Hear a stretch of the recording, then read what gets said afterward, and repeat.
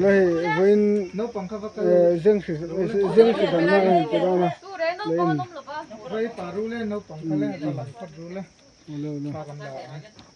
này cái hiện hay anh hình cái bị sao mình tụi riêng này à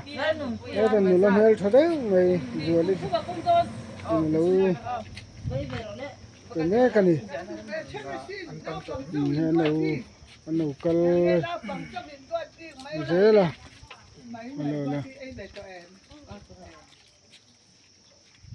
hay ya thì nó cũng dễ đây tôi bị sao có chung này à cái hai vợ em à cái đủ cái làm tay cái gì cái này là quần đó này cái lại tất cả thì rồi cái hospital cái sisi rồi cái sao lại thì nó phải sơn rồi cái sao và mà cho hai người chẳng lành to là to mang khăn mà cho ahun chứ mà hay đó nè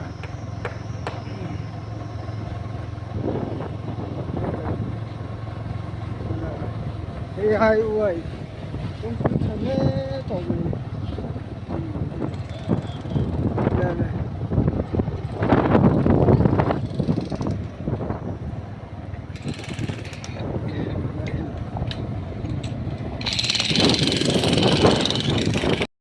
dân sự đàn na hay anh đâu về hay là mà phải na ha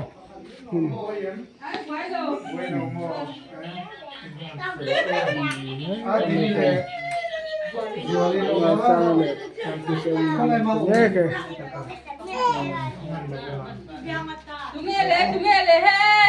Tunggu le hey. vâng vâng là hay cái channel hay nó subscribe lại chân nên subscribe lại turun kan yang tu ni like comment thêm mình bé sợ là turun kan yang tak nak ujung ni